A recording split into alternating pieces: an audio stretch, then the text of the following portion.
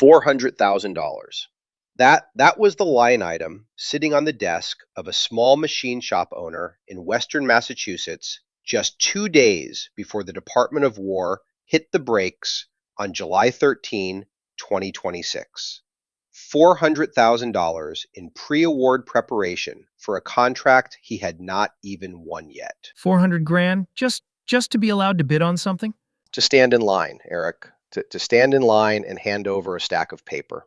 And when that sudden July 13 freeze suspended phase 2, it exposed the entire fundamental flaw of pre-award certification. It showed everyone that the system had degraded into pure compliance theater. Well, and if I can jump in from the administrative side, the issue was never the intention behind protecting sensitive data. The administrative mechanics created a distorted market incentive. Agencies built a structure where contractors were forced to spend 75% of their compliance budget on documentation binders and maybe 25% on actual technical controls.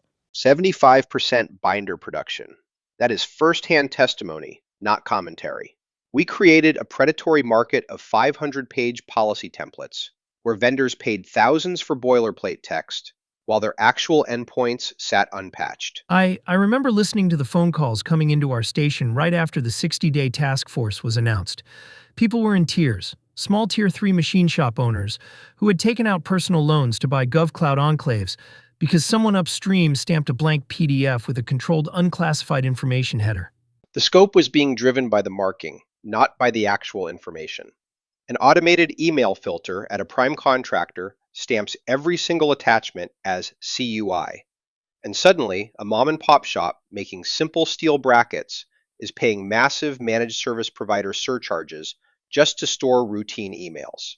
That cascade destroyed small business participation across the defense industrial base. And from a regulatory perspective, that overmarking diluted the integrity of the rule itself. When everything is marked classified or controlled, nothing is treated as controlled. OIR and OMB flagged that exact burden back during the preliminary reviews for 32 CFR Part 170, but the enforcement momentum pushed it through anyway, until the July freeze forced this reckoning. It really was a breaking point, wasn't it? The human cost of that administrative ambiguity was just too high to sustain. So where does the task force go from here? Look, the answer is not more paper. We have to strip away the bureaucracy and focus on the brilliant basics. What actually stops an adversary? Multi-factor authentication, automated security patching, and real-time endpoint logging. That is 80% of your real security uplift right there. Instead of self-reporting numbers into the SPRS database that sit there for 3 years untouched? Exactly. Static SPRS scores are useless. We need continuous technical telemetry. And more importantly, we need post-award verification. Let contractors win the award, use the contract revenue to fund the security build-out, and verify it while they perform. Plus, we have to establish reciprocity. If a vendor already holds an ISO 27001 or a SOC 2 Type 2 audit, why are we making them reinvent the wheel? Well, let me insert a very critical legal caveat there, Paul. Because while everyone is talking about the Phase 2 freeze and waiting for the task force to rewrite 32 CFR, contractors are walking into a massive legal trap if they relax their posture today. Wait, why is that, Roz? If Phase 2 is frozen, isn't the requirement paused? Not at all. DFARS 252.204-70-12 is still fully active in existing contracts. That contract clause mandates adequate security under NIST SP 800-171. If an executive signs off on an invoice or a self-assessment right now while abandoning their controls because they think CMMC is dead, they are exposing themselves directly to the False Claims Act.